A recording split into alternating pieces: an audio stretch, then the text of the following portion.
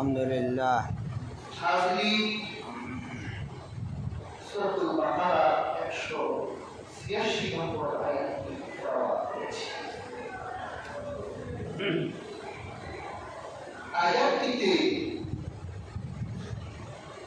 আল্লাহ তাবারাকা ওয়া তাআলা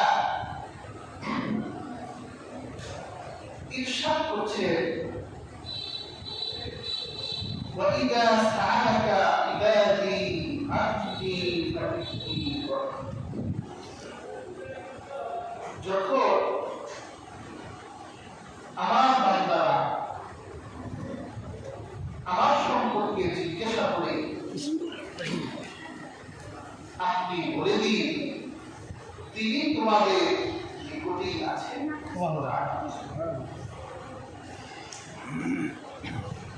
উজিবু দাওয়াতাদ দাঈ ইযা দাআ, যদি কোনো আহ্বানকারী দোয়াকারী আহ্বান করে দোয়া করে তাহলে তিনি সাড়া দেয়। ফালিস্তাজিবু লি ওয়াল ইউমিনু বি লাআল্লাহুম ইয়ারশুদুন। কাজেই যে তার রবকে ডাকে এবং তার রবের প্রতি ঈমান রাখে, আল্লাহ পাক সম্ভবত সে সুপথ প্রাপ্ত হয়ে গেল। সুবহানাল্লাহ। আলোচিত আয়াতটি থেকে বোঝা যায় আল্লাহ আমাদের খুব কাছে। এই আয়াতটা আল্লাহ নৈকট্য বোঝানো হয়েছে। যদি কোনো ব্যক্তি আপন রবকে একান্তে ডাকে, তার সামনে নিজের সত্তাকে পেশ করে নিজের জীবনের যাবতীয় আরজি আবদার বলে, তাহলে আল্লাহ এতটাই নিকট যে তিনি তার বান্দার জীবনের সকল আরজি আবদারের সাড়া দেয়। সেজন্য রাহমাতুল লিল আলামিন বলেছেন, আলাইকুম ইবাদাল্লাহ বিদুআ, আল্লাহর বান্দাদের উচিত হলো দোয়া করা।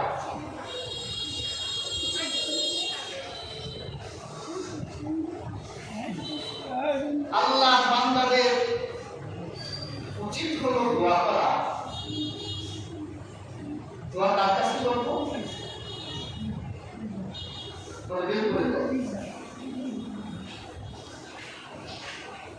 দোয়া করবো আল্লাহ তাআলার কাছে, কারণ তিনি আমাদের মুক্তি করবে। আল্লাহ তাআলা কোরআন কারীমে বলেন, ওয়া নাহনু আक़রাবু ইলাইহি মিন হাবলিল ওয়ারিদ, আর তিনি তোমাদের বিভাস্তিত ধমনীর চেয়েও নিকটে রয়েছে। মানুষের গলার যেই শাহওয়াত আছে আল্লাহ মানুষের এই শাহাওয়াত যেই রক্ত দিলে একজন মানুষ জীবিত থাকে না, আমার আল্লাহ এই রগের চেয়েও আমাদের সুবহানাল্লাহ। আজকে আলোচিত আয়াতটির স্বাভাবিক নজরুল হলো এক আরবি রাহমাতুল্লিল আলামিনের কাছে এসেছে। আল্লাহ হাবিবকে বললেন, আল্লাহ আমাদের কাছে না দূরে? যদি আল্লাহ আমাদের কাছে থাকে তাহলে আমরা আল্লাহকে সঙ্গ করে নীরবে দিব্যিতে একান্তে রাখবো। আর যদি আল্লাহ আমাদের চেয়ে অনেক দূরে থাকে তাহলে আমরা আমাদের আল্লাহকে চিৎকার করে বড় গলায় রাখবো। আপনি বলে আল্লাহ আমাদের কাছে, আল্লাহ আমাদের দূরে। কাছে থাকলে সঙ্গ করে নীরবে আস্তে নির্ভীতে একান্তে নিজের সত্তা রবের সামনে পেশ করে রাখবো। আর দূরে থাকলে চিৎকার করে রক্ষে রাখবো। আপনারা এখন যুদ্ধ দেখছেন, ইসরায়েল ইরান যুদ্ধ। ইসরায়েলের বাকিদের দেখলাম মানে ওদের বিশ্বাস রব দূরে, আল্লাহ দূরে, ওরা চিৎকার করে আল্লাহকে ডাকছে। মুসলমানদের অভিশাপ দেয়, অভিশাপ দেয়, অভিশাপ দেয়। ওদের ধারণা আল্লাহ কোথায়? দূরে, আকাশের উপর। আল্লাহকে আসতে দেখা যাবে না, ডাকতে হবে। আল্লাহ পাক আয়াত নাযিল করলেন, وَإِذَا سَأَلَكَ عِبَادِي عَنِّي فَإِنِّي قَرِيبٌ। যদি আমার বান্দাদের মধ্য থেকে কেউ জিজ্ঞাসা করে আমার ব্যাপারে, তাহলে আপনি হাবিব বলে দেন, নিশ্চয় আল্লাহ তোমাদের খুব নিকটেই। সুবহানাল্লাহ। চলে চিৎকার করে তোমার রবকে ডাকা দরকার নাই।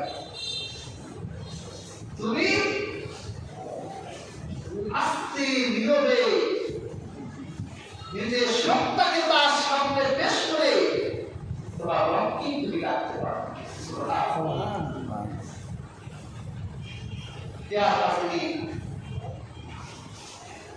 এই যে দোয়া,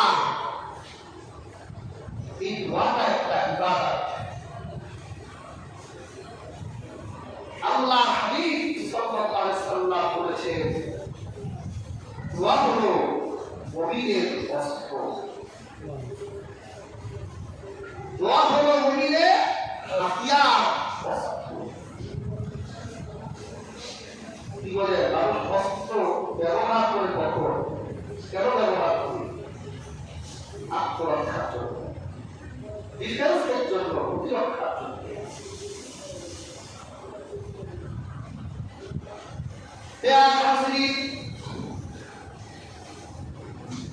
একজন মুমিন মুসলিমের জীবনের যাবতীয় ক্রাইসিস, সুখ দুঃখ,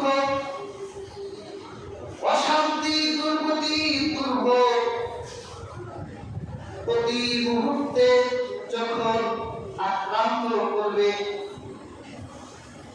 তখন যাতে আত্মরক্ষার জন্য কায়মনা বাক্যে তার রবের সামনে দুই হাত তুলে নিজের জীবনের অশান্তিকে দূর করে শান্তি ফিরিয়ে আনতে পারে। নিজের জীবনের বিপদ আপদ দূর করে নিজের জীবনের সুখ ফিরিয়ে আনতে পারে। সেই জন্য আল্লাহ রাব্বুল আলামিন আমাদেরকে দোয়ার নির্দেশ দিয়েছেন। আর রহমতের নবী বলেছেন, দোয়া হলো মুমিনের হাতিয়ার, দোয়া হলো মুমিনের অস্ত্র। ইয়া হাজির, আজকে আমরা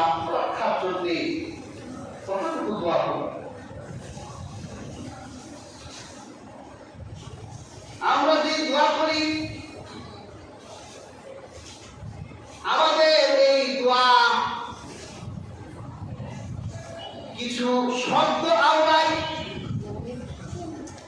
কিছু বাক্য আমরা আওড়াই, আর মুখটা মুছেই উঠে যায়, আর মনে করি আমাদের দোয়া হয়ে গেল।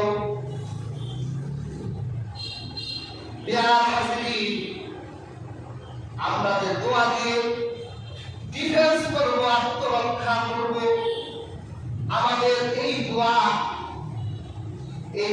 ফজিলত, দোয়ার হাকিকত না জানার কারণে আজকে আমরা দোয়া করি, কিন্তু ওই দোয়া থেকে কোনো ফসল পাই না।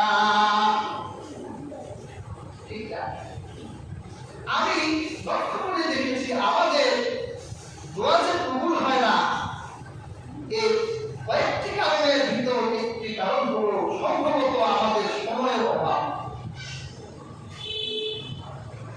আরেকটা কারণ হতে পারে কনফিডেন্সের অভাব, সময়ের অভাব। কারণ আমরা তো দেখি না কাউকে হাত তুলে 1 ঘন্টা বসে আছে দোয়ায়, 2 হাত তুলে কি শব্দ যেন আমরা ওটা পাখির মতো মুখটা মুছে উঠে যায়। বোঝা গেল মুখটা মুখে অসুস্থ। এর দোয়া কিভাবে কবুল হবে? রাসূলুল্লাহ যে বললেন দোয়া হলো সিলাতুল মুমিন, মুমিনের হাতিয়ার, অস্ত্রের ব্যবহার নয় নিজেকে আত্মরক্ষা করার জন্য।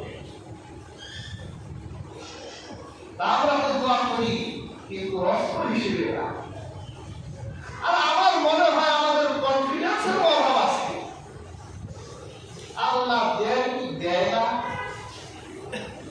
অথচ আল্লাহ আমাদের কনফিডেন্স ফুল করার জন্য সূরা বাকারা আলোচিত আয়াতে আল্লাহ ঘোষণা দিলেন, তুজিবু দাওয়াতা দাঈ, যদি তোমার আহ্বানকারী আমাকে ডাকে আমি সাড়া দেব। সুবহানাল্লাহ। আল্লাহ পাক শুধু তাই নয়, আম্মাই ইউজিবুল মুদতাররা ইযা দাআহু ওয়া ইয়াকশিফুস সূ। আল্লাহ পাক বলে তোমার সেই সত্তা ছাড়া আর কোনো রব আছে? বিপদে পড়ার পর, টাকার পর সেই সত্তা ছাড়া অন্য কেউ তাকে সাড়া দিবে? আল্লাহ ছাড়া কিন্তু কোনো রব নাই। বিপদে পড়ার পর তুমি আল্লাহকে ডাকলে সেই সত্তা ছাড়া আর কেউ নাই। আল্লাহ তোমার দোয়ায় সাড়া দেবার জন্য সর্বদা প্রস্তুত হয়ে আছে, কিন্তু তুমি বড্ড ব্যস্ত মানুষ, তুমি বড্ড বিজি মানুষ যে তুমি এই দোয়া করার সময় পাও না, অথচ আল্লাহ দোয়া সাড়া দেবার জন্য প্রস্তুত হয়ে আছে।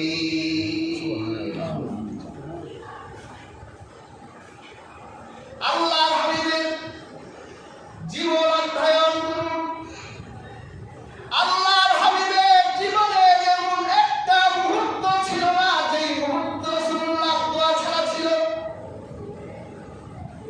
জীবনে এমন কোন কাজ আল্লাহর হাবিবের অবশিষ্ট ছিল না যেই কাজে দোয়া ছিল না। আল্লাহর হাবিব খুব ছোট ছোট দোয়া আমাদেরকে শিখিয়ে দিয়েছিলেন। যদি ব্যস্ত হই তাহলে সেই ছোট্ট দোয়াগুলো থেকেও যেন মাহরুম না হই। আমাদের সংবাদ শুনবে, দোয়া করে আলহামদুলিল্লাহ। খুশির সংবাদ আসবে, আলহামদুলিল্লাহ। তুমি রাস্তা দিয়ে হেঁটে যাচ্ছ, হোঁচট খেয়েছ, তুমি বলো ইন্না লিল্লাহ। মৃত্যুর সংবাদ আসবে, ইন্না লিল্লাহ। ভাই অমুকে অসুস্থ, ইন্না লিল্লাহ। ভালো কিছু দেখবে, মাশাআল্লাহ। আল্লাহর হাবিব করতে করতে করতে করতে করতে আমাদেরকে ছোট ছোট দোয়াও শিখিয়েছি।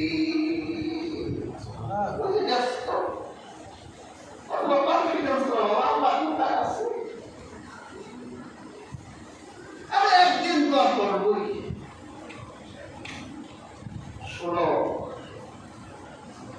আল্লাহ নিজের হাদিসে নিশ্চিত বলেছেন, আলা ইন্না যান্নি আবদি বি ওয়া আনা মাহু ইযা দাআনি। আল্লাহ বলেছে, আমার বান্দা আমার ব্যাপারে যে ধারণা রাখবে আমি আল্লাহ তার ধারণার মতোই করব। যদি কেউ মনে করে আল্লাহ খুব কঠিন, আল্লাহ বলে ধারণা করছো আমি কঠিন, আমি কঠিন। আবার যদি তোর ধারণা হয় আল্লাহ খুব সহজ, আল্লাহ খুব দয়ালু, আল্লাহ খুব করুণাময়, তাহলে আল্লাহ বলে তুই তোর রবকে দয়ালু পাবি, তুই তোর রবকে করুণাময় হিসেবে পাবি। তোর রবের ব্যাপারে তোর ধারণা কেমন করে তোর রবকে তুই কেমন পাবি। যদি দোয়ার ক্ষেত্রে তোর রবকে তুই ধারণা করিস যে তোর রব তার সব আবদার আরজি শুনবে, তাহলে আল্লাহ হাদিসে কুদসিতে বলেছেন, ইদা দাআনি, আমার বান্দা যদি এই কনফিডেন্স নিয়ে আমার কাছে আমাকে ডাকে, তাহলে আমি আল্লাহ আমার সেই বান্দার ডাকে সাড়া দেব। প্রিয় হাজিরিন, হযরত ইউনূস নবীর নাম শুনেছেন। আল্লাহর খুব জলিল কদর নবী ছিলেন, আমার আল্লাহর খুব আদরের নবী ছিলেন। আমার আল্লাহর কথা হযরত ইউনূস একটু ভুল করলেন, আল্লাহ খন্ড ছেড়ে পালানোর কথা বলেন নাই, কিন্তু ইউনূস নবী খন্ড ছেড়ে চলে গেলেন। আমার আল্লাহ একটু রাগ হলেন। হযরত ইউনূস নবী সমুদ্রের উপর নৌকা চলে না, নৌকার কমান্ডার বলল, এখানে এমন এক অপরাধী আছে যে তার মালিককে না জানিয়ে ভূখণ্ড ত্যাগ করেছে, মালিকের বাড়িতে থেকে বিদায় নিয়েছে কিন্তু মালিককে জানায় নাই। ওই অপরাধীর কারণে সমুদ্রের উপরে আমাদের এই জাহাজটা আটকা পড়ে গেছে। যদি ওই অপরাধীকে এখান থেকে বের করে দেওয়া না হয় তাহলে আমাদের জাহাজ চলবে না। ইউনূস নবীর হৃদয়ে খবর হয়ে গেছে, আমি ছাড়া এই অপরাধী তো আর কেউ না। কমান্ডারকে ডেকে বলল, ভাই আমার কারণে তোমরা এই মুসিবতে, কাজেই তোমরা আমাকে এই সমুদ্রের ভিতর ফেলে দাও।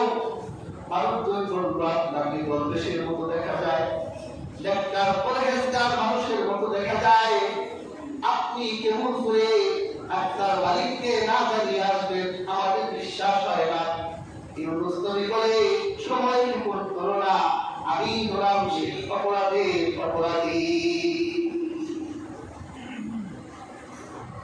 আল্লাহ পাক নির্দেশ দিলেন সমুদ্রের তিমিকে,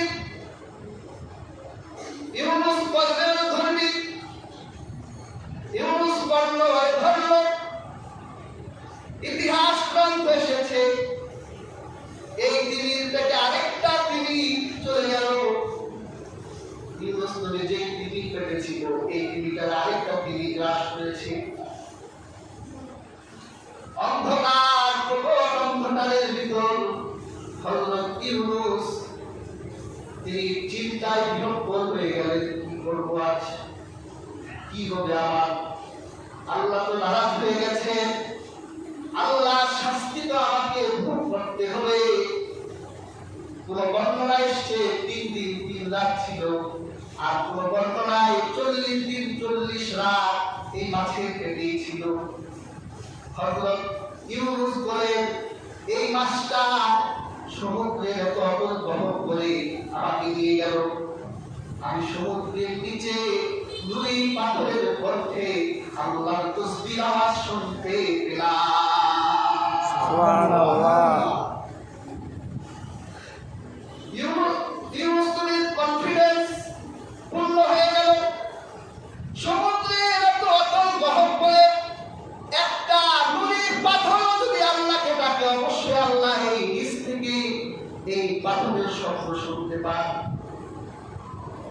ইউনূস নবী কোরআনের সেই বিখ্যাত দোয়াটি পড়তে লাগলেন, লা ইলাহা ইল্লা আনতা সুবহানাকা ইন্নী কুনতু মিনাজ জালিমিন।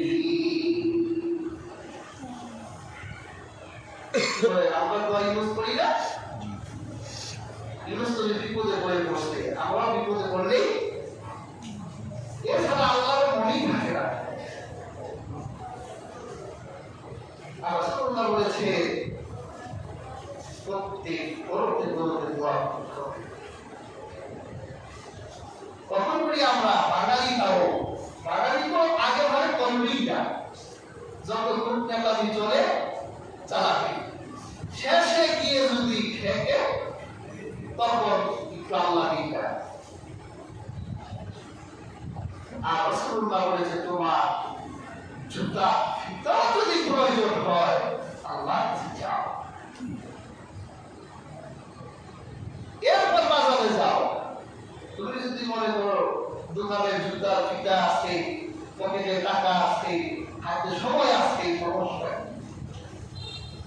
আল্লাহ নির্দেশও দিতে পারে যে ট্রাক ও জুতা কিনতে যাবে, একটু ডলার দিয়ে দেশ দিতে পারে না। আল্লাহ কাছে সব চাইতে হবে। প্যার হাজির দোয়ার শক্তি কল্পনাহীন,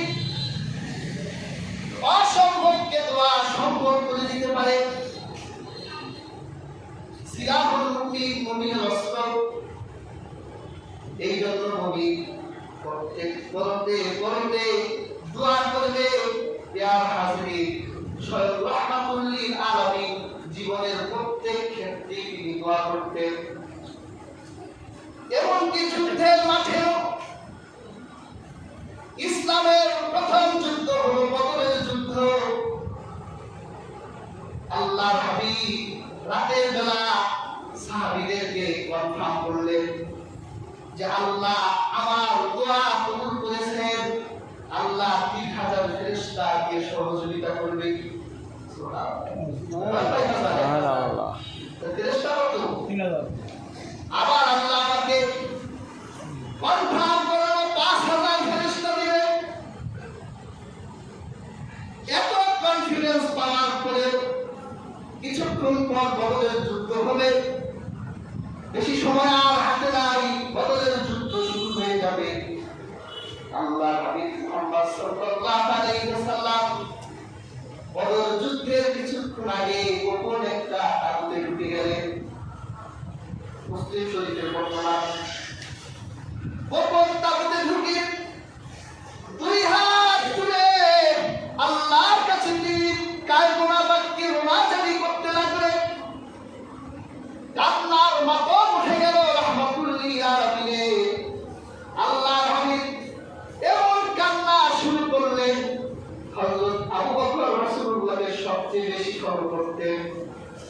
আবু বকর খিমার ভিতর ঢুকে দেখেন রাহমাতুল লিল আলামিন দোয়ার ভিতরে এমন মশগুল যে তার পিঠের চাদরটা মাটিতে পড়ে আছে, টের পায় না। সুবহানাল্লাহ। 2 হাত তুলে আল্লাহকে ডেকে বলছে, আল্লাহ এই বদরের যুদ্ধে যদি মুসলমান পরাজিত হয়ে যায় তাহলে তোমাকে কে আল্লাহ বলে ডাক দিলে, কে তোমার ইবাদত করবে আল্লাহ? অথচ রাতের বেলায় সাহায্যের প্রতিশ্রুতি পেলেন, তারপরেও আল্লাহ হাবিব দোয়ায় মশগুল, কান্না করছেন। হযরত আবু বকর রাদিয়াল্লাহু তাআলা আনহু বলেন, এরপর ফাখাযা আবু বকর বিয়াদিহি ফাকালা হাসবু। হাদিসে এসেছে আবু বকর আল্লাহর হাবিবের চাদরটা পরাই দিলেন, পেছন দিক থেকে রহমতের নবীকে জড়াই ধরলেন আর বললেন, ইয়া রাসূলুল্লাহ যথেষ্ট হয়েছে, আর কান্না করবেন না। আপনার যতটুকু দোয়া করেছে এই দোয়াই বদরের মাঠে যথেষ্ট।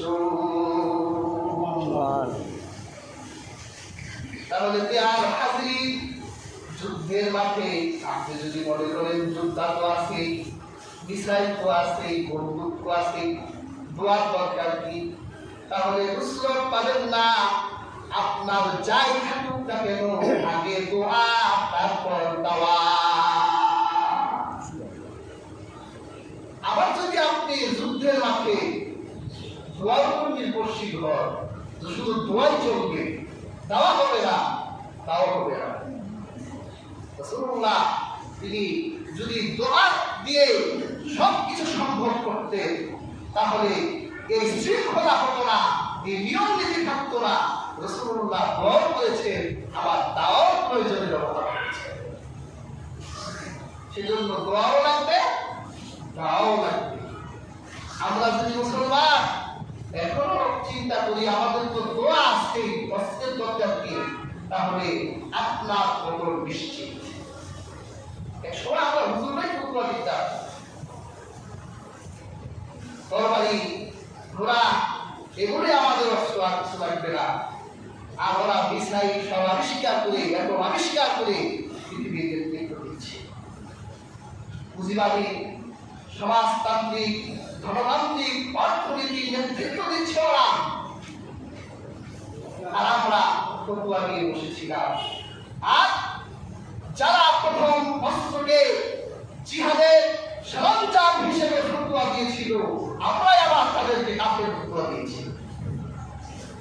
ওসামা বিন লাদেনকে আমরা সন্ত্রাস বলেছি, অথচ 19 শতাব্দীতে অস্ত্র জিহাদের একটি সরঞ্জাম, এই ফতুয়া সবার আগে আধুনিক মুসলিম বিশ্বকে অস্ত্র জিনিয়েছিল ওসামা বিন লাদেন। আমরা ফতুয়া দিয়েছি। আর এই শিয়াপন্থী পাকিস্তানিরা ওসামা বিন লাদেনকে হত্যা করেছে। কাজে হাজির সবটাই লাগবে, দোয়াও লাগবে, দাওয়াও লাগবে।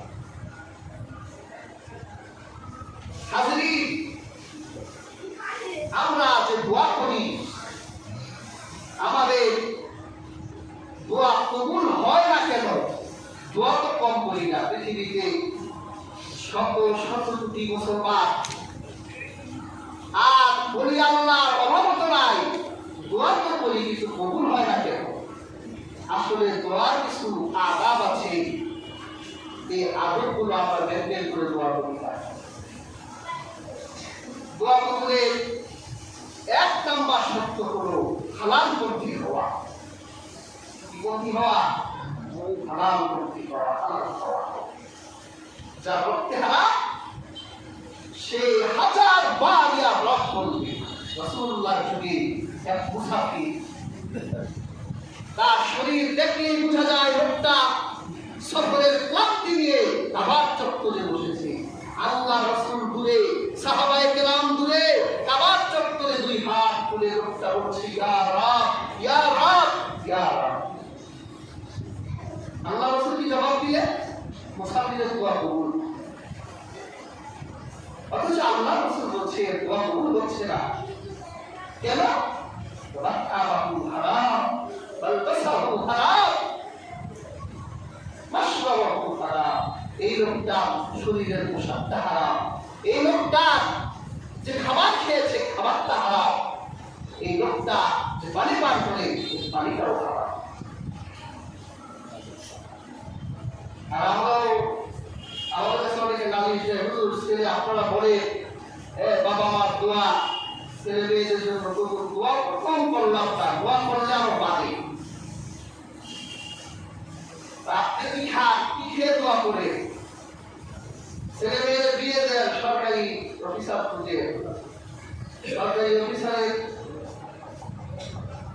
বেতন কত, কোটি পয়সা কামায়, কোটি পয়সা আর বেতনটা হারাম হয়ে যায়। হারাম এই যুগে আমি বলি বর্তমানে 20 শতাব্দীর সবচেয়ে বড় হারাম হলো হারাম খাওয়া। 20 শতাব্দীর সবচেয়ে বড় হারাম। হালাল খাবে, দোয়া করলে কবুল হয়ে যাবে। এরপর ইখলাসের সাথে গাফেল দিলে দোয়া কবুল হয় না। আপনি দোয়া করছেন মনের জায়গায়, চোখের জায়গায়, মুখের জায়গায়, হাতের জায়গায়, এই মনে দোয়া কবুল হবে না। ইখলাসের সাথে দোয়া করতে হবে, ইখলাসে দোয়া কবুল হয়। ইয়া হাজির, হযরত ওমর রাদিয়াল্লাহু তাআলা আনহু তখন তেলাওয়াতে উনি দেখলেন এক বন্ধ ব্যক্তি দুই হাত তুলে আল্লাহর কাছে দোয়া করছে, আল্লাহ আমার চোখ ভালো করে দেন। শুধু দোয়ার পর দোয়াই করছে, আল্লাহ আমার চোখ ভালো করেন, চোখ ভালো করেন, চোখ ভালো করেন। হযরত ওমর রাদিয়াল্লাহু তাআলা আনহু বলল, তুমি কিসের দোয়া করো? অন্ধ বলল, আল্লাহর কাছে আমি দোয়া করছি, আল্লাহ আমার চোখ ভালো করে দেন, কারণ আল্লাহই তো চোখের দৃষ্টিদাতা, আল্লাহই তো সব অসম্ভব সম্ভব করতে পারেন। আর রাসূলুল্লাহ সিলাতুল মুমিনের হাতিয়ার করেছে, এই জন্য আল্লাহর কাছে দোয়া করছি যাতে আল্লাহ আমার চোখ ভালো করে দেয়। ওমর বলল, আগামীকাল সন্ধ্যা পর্যন্ত তোমাদের সময় দিলাম, সন্ধ্যার আগে যাতে তোমার চোখ ভালো হয়ে যায়, সন্ধ্যার পর আমি তোমার ধরব। পরিচয় পানি আসতে আমি বলতে সন্ধ্যার আগে যেন আমার চোখ ভালো হয়, যদি চোখ ভালো না হয় আমি ধরে ফেলবে আমাকে। এইবার ইখলাসের সাথে আল্লাহকে চিৎকার করে কান্নাকাটি কারণ আমাকে আল্লাহ আমার চোখ ভালো করতে হবে, এবং ইখলাস দিয়ে সে দোয়া করতে লাগলো, আল্লাহ সন্ধ্যার আগে তার চোখ ভালো করতে হবে। সুবহানাল্লাহ। অনেক খুশি আসছে না? আনন্দের জোয়ার দিয়ে ওমরের সামনে দাঁড়িয়ে বলল, ওমর সন্ধ্যার আগে আমার চোখ ভালো হয়ে গেছে, আল্লাহ সুস্থ করে দিয়েছে। হযরত ওমর বলল, শোনো, আমি তোমাকে ধমকি দেওয়ার আগে তুমি কি ইখলাসের সাথে দোয়া করেছিলে? সে বলল, না। আপনি আমাকে ধমকি দেওয়ার পর আমার হৃদয়ে এমন ইখলাস এসেছে যে আল্লাহর কাছে আমার চেয়ে হবে যে করেই হোক। আর হাজিরিন, জীবনে যখন দোয়ায় বসবেন এইরকম প্রতিজ্ঞা নিয়ে বসবেন যে আল্লাহ তোমার কাছে চাইবো, তুমি ছাড়া দেওয়ালা নাই, তুমি অসম্ভব সম্ভব করতে পারো, আমি তোমার কাছে হাত তুললাম, তুমি আমার দোয়া কবুল না হওয়া পর্যন্ত বিদায় দিও না। সেজন্য হাজিরিন, দোয়া করতে বসলে ইখলাস থাকবে। আমাদের ইখলাস নাই, আমরা দাঁতের হৃদয়ে দোয়া করি তো তার পাখির মতো কিছু একটা আওড়াই, তারপর উঠে চলে যায়। দোয়া করার আগে কিছু নেক কাজ করবেন, মানুষকে কিছু হাদিয়া দিবেন, সাদাকা করবেন। সাদাকা করার পর দোয়া করলে দোয়া কবুল হয়, নেক কাজ করে দোয়া করলে দোয়া কবুল হয়। নামাজ পড়ে দিবেন, 2 রাকাত নামাজ পড়ে দিবেন, এরপর দোয়ায় বসবেন। হাজিরিন, আজকে আমাদের সমাজে আমরা অনেক ফতোয়া দেখতে পাই যে নামাজের পর দোয়া নাই, কেউ বলে কোরআন নাই, দোয়া নাই। হাজিরিন, ফরজ নামাজের পর আল্লাহ হাবিবকে জিজ্ঞাসা করা হয়েছিল, সহিহ হাদিস, আইয়ু দুআ ওয়াসতা, রাসূল সাল্লাল্লাহু আলাইহি ওয়াসাল্লামকে বলা হলো, দোয়া কখন আল্লাহ শোনেন, কখন দোয়া কবুল হয়? রাসূল বলেছিলেন, কুল্লু দুউরিস সালাহ, প্রত্যেক ফরজ নামাজের পর।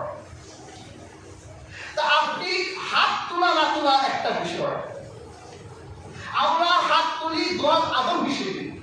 কোন ব্যক্তি যদি মনে করেন যে আমি হাত তুলবো না, কিন্তু দোয়া তো আছে, আল্লাহ শরীফে কোরআনে আয়াত আছে, ফাইদা ফারাগতা ফানসাব ওয়া ইলা রাব্বিকা ফারগাব।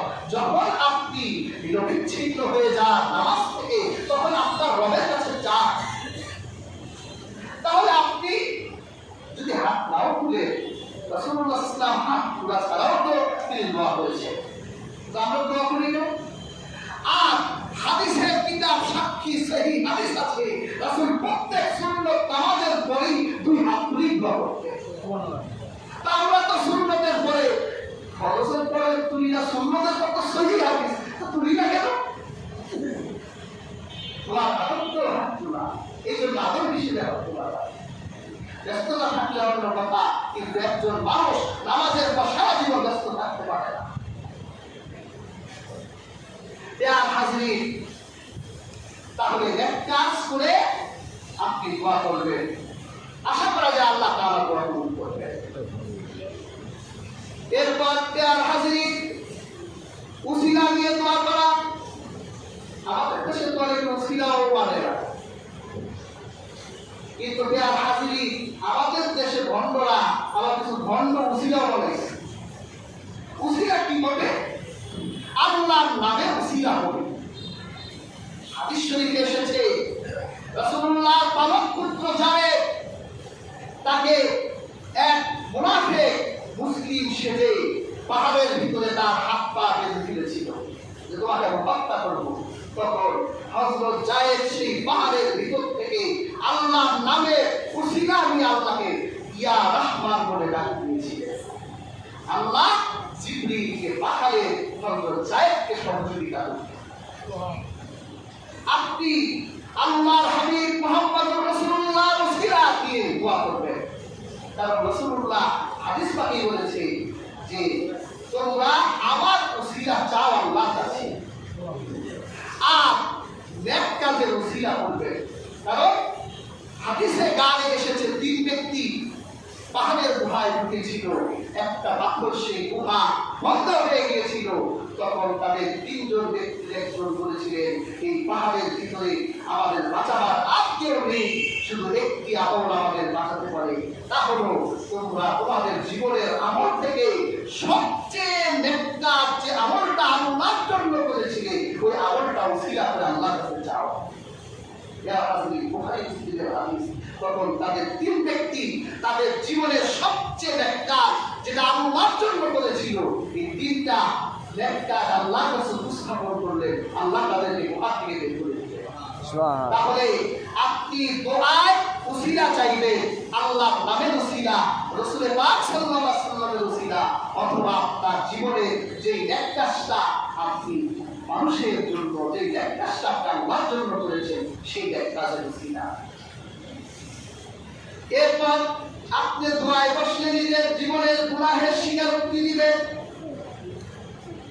জীবনে কি কি অপরাধ করেছেন সেই অপরাধের স্বীকারোক্তি দিয়ে আল্লাহর কাছে চাইবেন। আমার আল্লাহ খুশি হয়ে যাবেন, আমার আল্লাহ খুশি হয়ে আপনার জীবনের গুনাহগুলো মাফ করে দিবে, আপনার দোয়া কবুল করবে, রাতের গভীরে দোয়া করবে। কারণ শেষে রাতের শেষ ভাগে আল্লাহ আমাদেরকে দোয়ার জন্য ডাকে, কিন্তু আমরাই উঠি না ডাকে, রাতের শেষ ভাগে উঠে দোয়া করবে। আর হাজির বাবা মা সন্তানের জন্য দোয়া করবে, সন্তান বাবা মার জন্য দোয়া করবে, এই দোয়াগুলো আল্লাহ তাআলা কবুল করে দেবে। আল্লাহ সুবহানাহু ওয়া তাআলা আমাদের প্রত্যেককে আজকের আলোচিত আয়াত থেকে এবং এই বিষয় থেকে শিক্ষা গ্রহণ করার তৌফিক দান করুন। আল্লাহ করে দিন।